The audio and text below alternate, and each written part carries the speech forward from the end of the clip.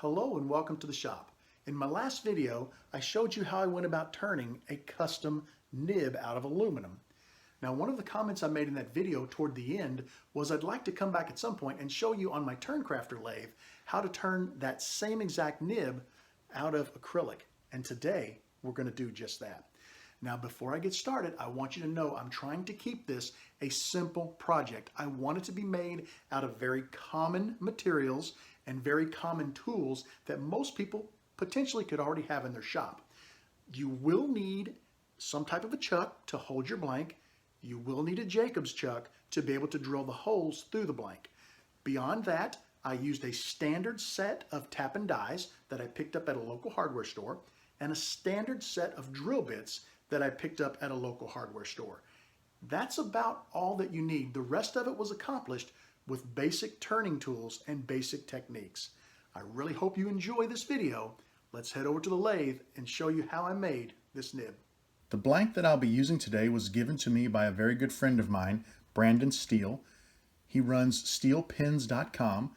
Brandon not only makes some beautiful blanks for turning, but he also turns some incredible kitless pins. So jump on over to steelpins.com, check Brandon out. I will put a link to his website in the video description.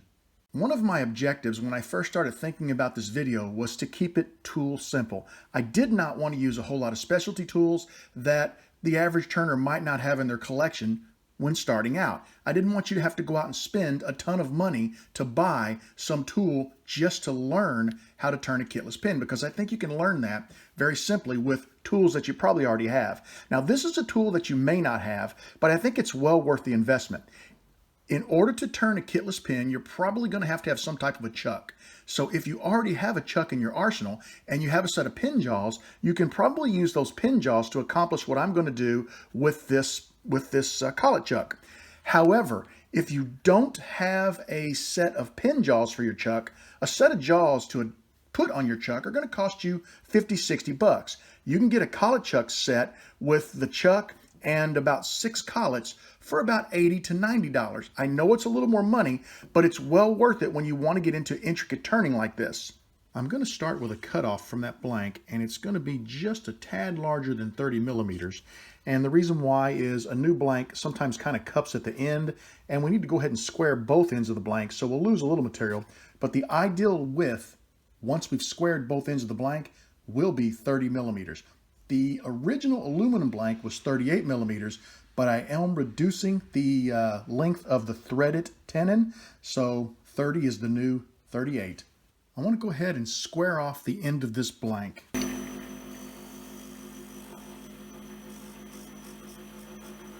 I need to drill a hole dead center of this blank. Now, using a drill bit, whenever they start to catch and cut, they can sometimes wander off center a tiny bit, which will cause your hole to obviously be not centered. I'm going to use this bit. It's a starter bit, and what it does, it's a solid piece of steel. It will not flex. I'll be able to start dead center. I'll be able to drill dead center. We're going to drill right up to about the shoulder. That'll give us a 60-degree cone inside of our blank. When I come back with my drill bit, it's going to enter that cone, and it's going to start dead center and continue following dead center down our blank. I set my calipers for 8 millimeters, and I marked my bit from the cutting edge back, and you can see this red line. The back of the red line is where I want to stop.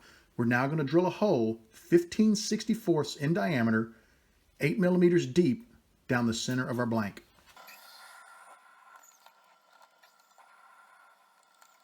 This is a standard Parker refill. The 15/64 diameter we just drilled through our blank is to accommodate the larger portion of the refill. We now want to drill a hole to accommodate the smaller diameter nib section of the refill. I've chucked up a 7/64 bit, and we're going to go ahead and drill right down the center of this blank all the way through and out the other side. With both holes drilled in our section, let's go ahead and test fit the refill. It fits perfect. You can see there's just a tiny bit of the nib poking through. That's what we want, because as we shape the end of the nib, we will shorten it to allow the proper amount of refill to pass through the section. I set my calipers for 10 millimeters, and you'll notice a mark on the blank. That mark is exactly 10 millimeters from the outside edge of the blank. This is the side of the blank with the larger hole, the 15/64 diameter hole. I'm going to go ahead and cut a tenon on the end of this blank, 0.375 inches in diameter or 0.954 millimeters. Since most people don't have a fancy tenon cutting tool, I'm just going to use my parting tool to make the tenon. If you have a square carbide cutter, that makes an excellent tenon. Just use your calipers and keep a close watch on the diameter and you should be fine. The camera was not on, but all I did was take my parting tool and begin turning a small section of the blank down. The objective is to take this outside section to the proper diameter, and then we can just use the parting tool and move back the blank until we've cut our entire tenon to the proper diameter.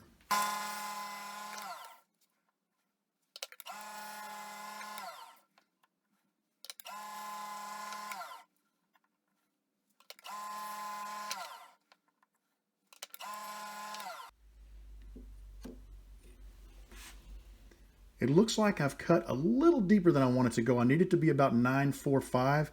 That's all right. As we take the rest of the blank down, I just won't go all the way down to this tenon. I'll stop just shy, and then we can clean it up with a little sandpaper. We're going to find our mark. I'm going to set my tenon tool up here and just put a mark on the blank. That mark will let me know where to stop as I'm taking the tenon back.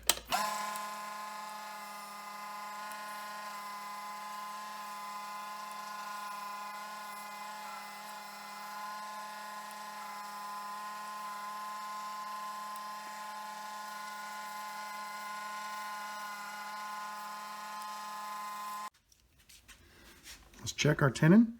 At the back, we are 12/14. At the front, we are 11/8/6. So we're pretty close. We just want to keep doing what we're doing, and we're just going to shave a tiny bit off.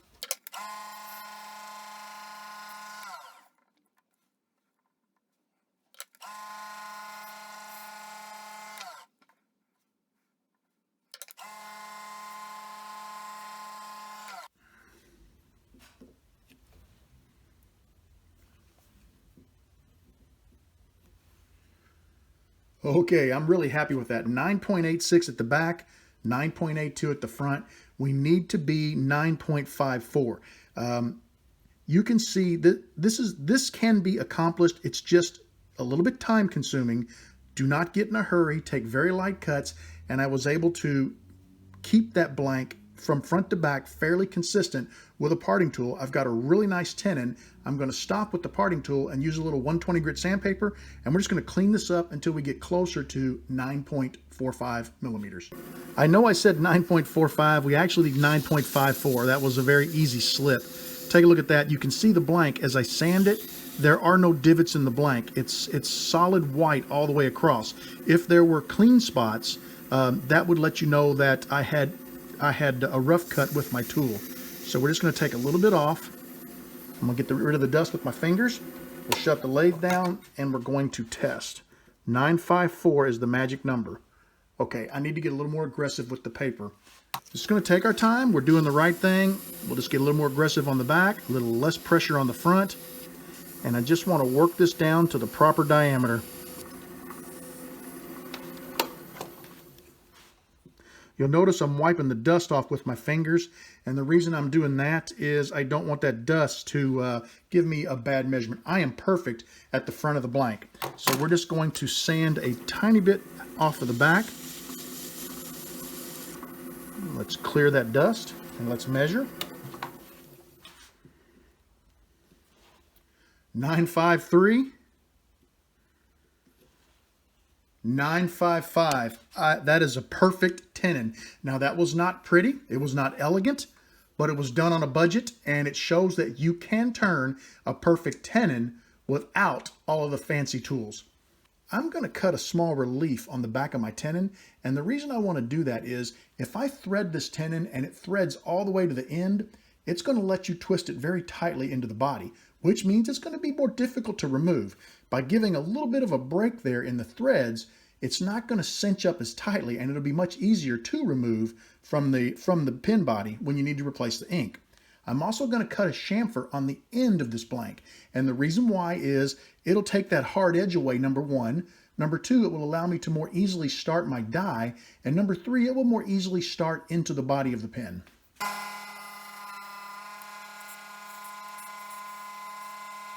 And just like that, we've got a really nice relief. We've got a really nice chamfer. Let's get our die out and go ahead and cut some threads into our tenon. I've chosen a 3/8 NF24 die to cut threads on my tenon. And I chose this for a couple of reasons. The first reason is this is a very common die that you will find in most sets of tap-in dies. The second reason is the NF24 is a finer thread, and it's just going to look nicer on your pen than using a coarse thread die. This die is, I'm going to, for lack of a better terminology, I'm going to call it cone-shaped. This side of the die with the nomenclature is wider open than the back side. This allows you to feed in, and then the back side, as the tenon passes through, is what makes the final cut and guarantees that it is exactly 3/8 NF24 threads. I'm also going to use this die holder that came with my set. No fancy tools. We're going to turn our tenon by hand with the tool that came in the set. I've placed the die into the die holder with the nomenclature facing out. We'll start by putting just a little bit of lubrication onto the tenon. While threading, it's very important to hold the die perpendicular to the tenon. We're just going to slowly twist the tenon, or the lathe handle. You can see the little curls coming off the front end of the die. We're getting a nice cut. Just hold it nice and perpendicular and continue to twist the lathe handle, every now and then backing up to let the little curly cues that we're cutting off clear the die. And you're just basically going to continue this process until the die touches the shoulder of your blank.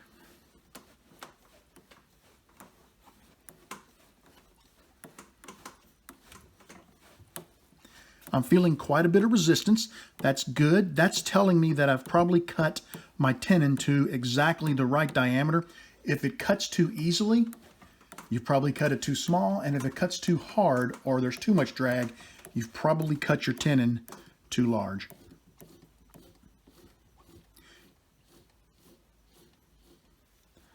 Some good looking threads there. Now what we're going to do is I'm going to remove the die from the tap and die holder. We're going to flip it around and rerun the threads because, like we mentioned, the front end is wider than the back. The back is what actually cuts the thread to the perfect diameter. Now that we have some threads on the blank, we can chase them with the back section of the die and make sure that we have the same diameter thread all the way down the tenon. The die has been reversed so that the nomenclature is on the inside. Let's rerun the threads.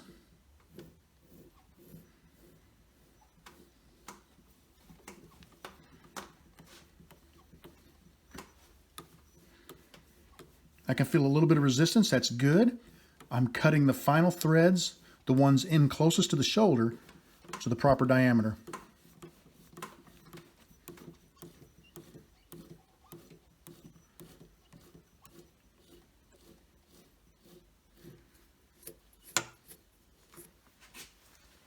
I brushed the dust out of the threads with a toothbrush, and you can see that they are very well defined. The threaded portion of my section looks really nice. I'm ready now to flip it around and start shaping the nib. Now, in order to do that, this is a custom section, so I'm going to have a custom mandrel. I've chucked up another piece of acrylic, and we're ready to make our custom mandrel. With my starter bit in my Jacob's chuck, I want to go ahead and put a hole dead center of my acrylic blank. With the hole started down the center of my blank, I'm ready to drill a hole large enough in diameter to let me put 3/8 inch by 24 TPI threads inside of my mandrel. The threaded portion of my section is 10 millimeters.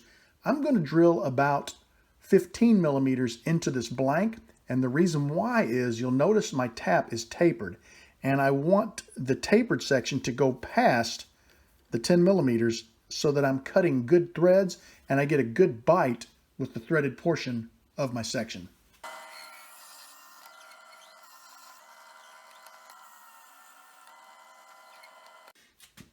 I've placed my 3/8 inch by 24 TPI tap into the tap handle that came with the tap and die set.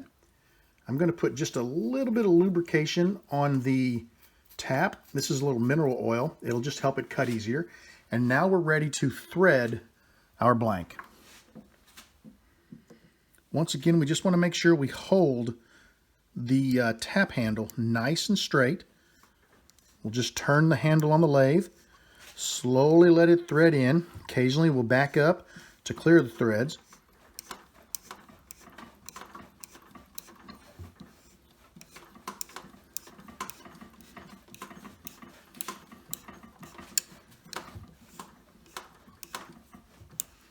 This is a slow process, but you want to take your time and make sure that you don't get the handle at an angle where you're going to mess up your threads.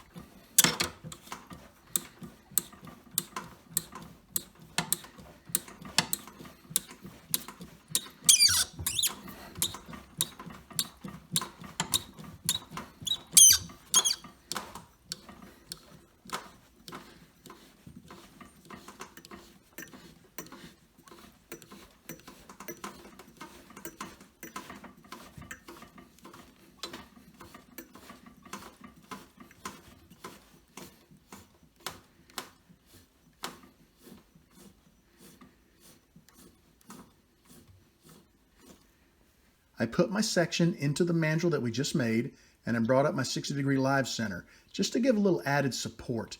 Now what we're going to do is we're going to take our skew and we're going to attempt to shape the nib portion of this section.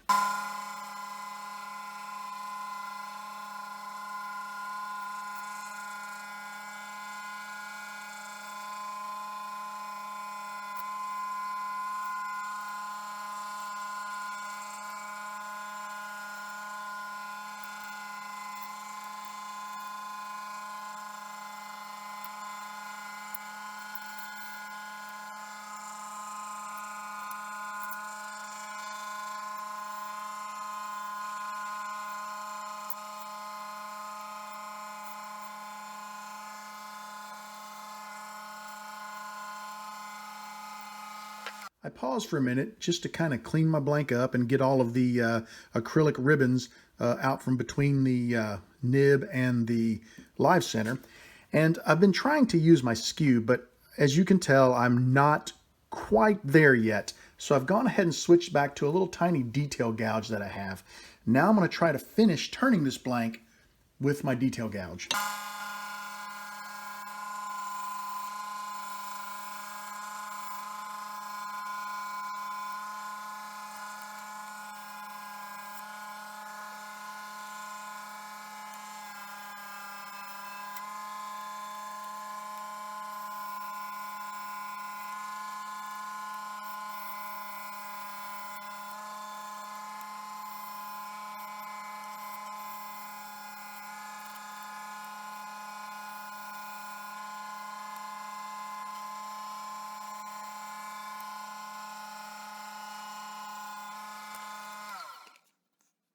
I've got the basic shape that I'm after for my nib.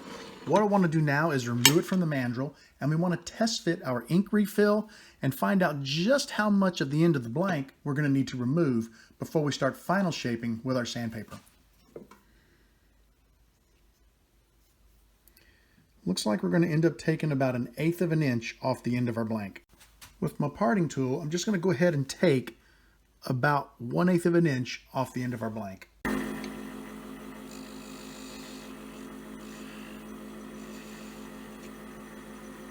That was probably a little less than 1/8 of an inch, but I would rather take off a little less and have to remove material twice than take off too much. So let's test again.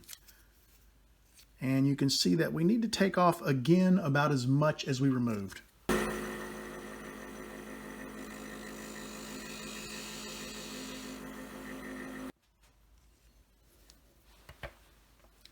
Now that looks like just about the right amount of nib poking through the end of our blank. Looks like it's centered quite nicely, but we are a little thick around the rim of the blank, so it's time to get our sandpaper out and we'll go ahead and shape the nib. We'll round that over, which will thin that wall out a little bit and give it a much more natural look. I've got some 120 grit sandpaper here, and I've set the lathe to around 1100 RPMs. We're just going to clean up the outside of the nib and round over the end. Notice the areas that are kind of scuffed up looking or dusty looking. Those are the higher areas. The shinier areas are the lower areas, which means we need to do quite a bit of sanding to level out our blank.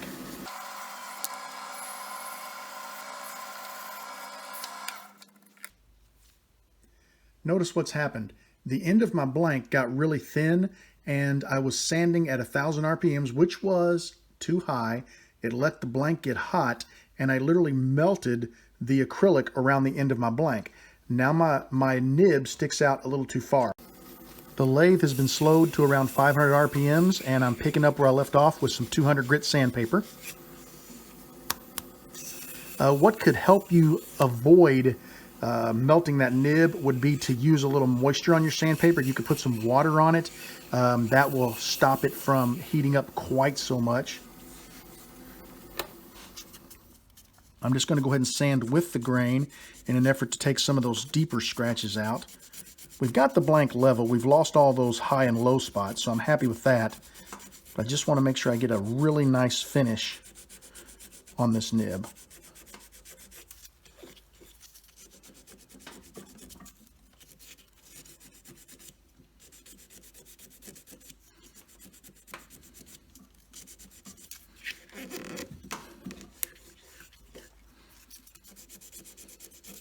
I sort of took it out of the mandrel just a little bit so that I could get back toward the back edge of the blank because I was hitting the mandrel and it wasn't letting me sand those scratches out.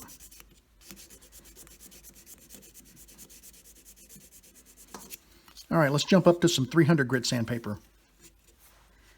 I'm going to go ahead now and get my micro mesh pads out and we're going to micro mesh this nib and really shine it up and get it looking nice. I'll go ahead and use the first pad here on video, then I'll shut the camera off, run through the other 8 pads, and I'll come back when I've finished with the final pad. Micro mesh is going to do a good job of taking all of the remaining scratches out of the acrylic blank and really shine it up. And I got to thinking while I was sanding, the nib sticks are the refill sticks a little far out of this nib, but that shouldn't be an issue. And the reason why that shouldn't be an issue is I forgot. We're going to put a spring inside of this pin, which will push the nib back. And we should be able, if we drill deep enough into the body of the pin, we should be able to set the perfect depth for our nib.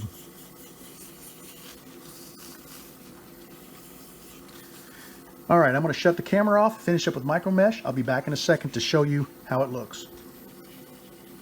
I'm finishing up with the final micro mesh pad. The blank should look pretty decent when I get done with it, but I am going to go ahead and take it to my buffing wheels and just give it a really nice final shine.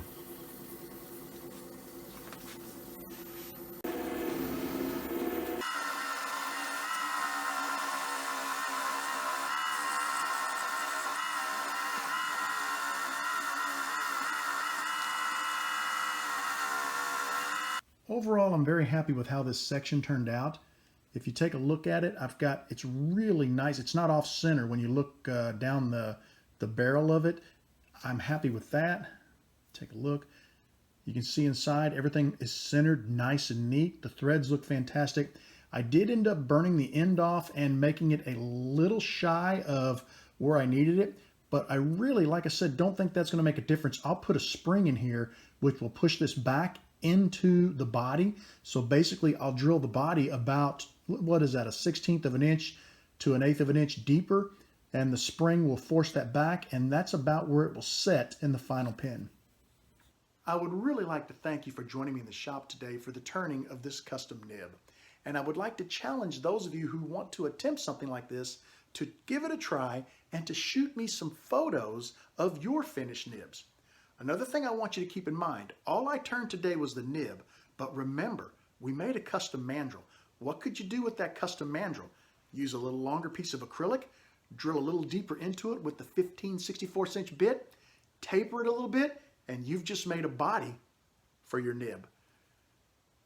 Think about that. That'll be coming up very shortly in another video, but I want you guys just to kind of use your imagination, give it a try, and once again, if you do turn a body for your nib, send me some photos of that as well. I'd really appreciate it.